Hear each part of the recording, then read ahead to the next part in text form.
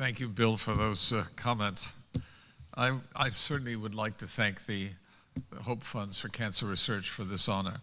I'm really doubly honored because I'm co-honored with two very, very, very distinguished scientists who've contributed so much to the basic understanding of the disease we're dealing with. Support for young investigators is crucial in the development of a new generation of cancer researchers. And I would like to really depart from what I've written and say that most of the early part of my career was really the era of empiricism. I started actually 1 year at the Mass General in surgery, and I decided very early that it wasn't the way to cure cancer. And I also decided, because I thought the manual dexterity of a California fur seal, that I would not really enjoy being a surgeon. And from there, I started as a medical house officer at the same hospital, and got interested in malignancy really because I realized there was a challenge there, and was really sort of inspired by some of the clinicians who were trying to treat cancer at the time. From there, I went to the National Cancer Institute, where we were again in the era of empiricism. We had some drugs, we knew something about how they worked, but we didn't know anything about the tumor biology. And the pediatricians were showing that if you combine active drugs, that they could cure childhood leukemia. I could remember as a student at Harvard College that the Jimmy Fund, what's now the Dana-Farber, used to have Christmas parties in September because the children with acute leukemia didn't live but a few months, barely a year. And so there would be periodic Christmas parties through the year for kids who were destined really to die of their disease because it was really elemental therapy for them. So what has happened then, the investigators at the NCI put some drugs together that were active in leukemia, and suddenly patients were having complete remissions, and some patients were cured. Now, the cure rate is well over 90% at Dana-Farber for childhood leukemia. I mean, very few people ever die of it. We have bone marrow transplantation, we have the CAR T-cell studies as well to keep patients going.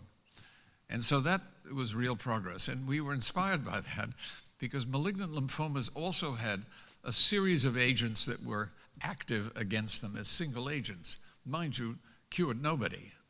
But we put them together, both for Burkitt's lymphoma, Hodgkin's disease, non-Hodgkin's lymphoma, large cell lymphoma type, and surprising, some of the patients were going into complete remission and their disease was not coming back.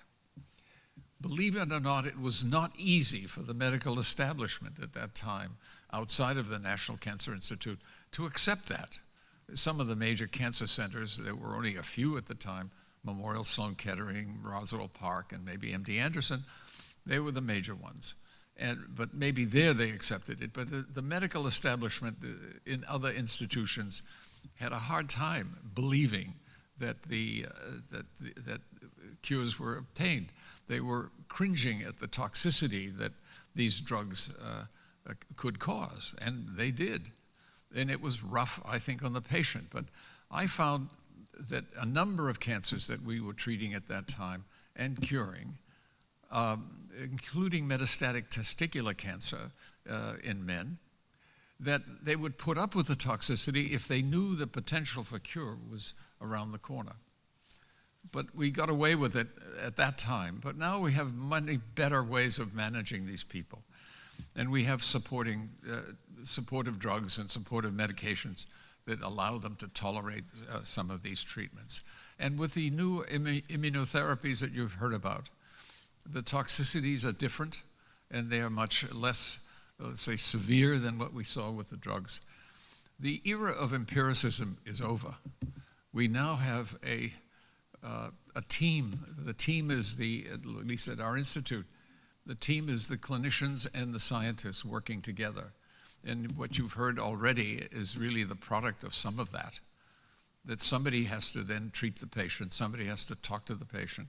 But then the treatment that they have, whether it's ipilimumab or whether one of the new checkpoint inhibitors, there are some side effects that you have to acquaint the patient with, and you have to treat them and follow them. And so it really is a team effort.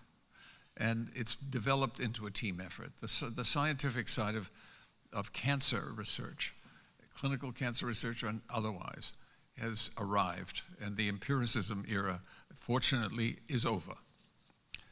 I think we're headed for a very great future. There's a really great future ahead of us. I don't know whether any of us or all of us will be alive when that happens, but it's coming. And I think the Hope Funds for Cancer Research will be part of it. Thank you very much.